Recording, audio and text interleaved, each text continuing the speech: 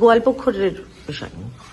জায়গার নাম গোয়ালপুকুর, যেখানে বহু সংখ্যায় বাংলাদেশি অনুপ্রবেশকারী আছে, যারা গোয়ালপুকুরকে প্যাসেজ করে ঝাড়খণ্ডের ডেমোগ্রাফি বদলে দিচ্ছে।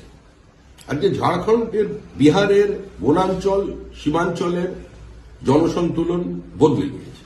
এই বাংলাদেশি অনুপ্রবেশকারীদের নামই আমাদের রাজ্যের মুখ্যমন্ত্রী এবং তার দল ভোটার লিস্টে রেখে দিতে চায়। এদের নাম বাদ দেওয়া নিয়ে যত আপত্তি এবং তৃণমূল কংগ্রেসের আশঙ্কা, তার থেকে বিভিন্ন জায়গায় আক্রমণ। আজকে অনুপ্রবেশকারীরা এবং তৃণমূল কংগ্রেসের ঔদ্ধত্য এমন জায়গায় পৌঁছে গেছে যে সরকারি অফিসে তারা আগুন দিয়ে দিল। এর ক্ষতিপূরণ কে দেবে?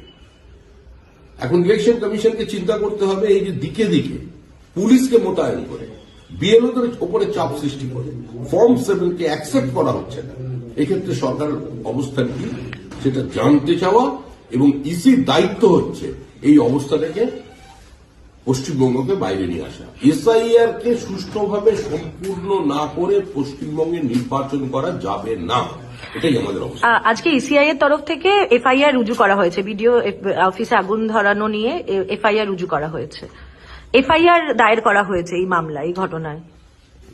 ইলেকশন কমিশনের দায়িত্ব হচ্ছে পশ্চিমবঙ্গের মানুষকে একটা ত্রুটিমুক্ত ভোটার লিস্ট উপহার দেওয়া, এটাই মানুষের দাবি। আর সেটা করার দায়িত্ব, তার দায়বদ্ধতা ইলেকশন কমিশনের। তারা তাদের দায়িত্ব পালন করবে, এটা আমরা মনে করি।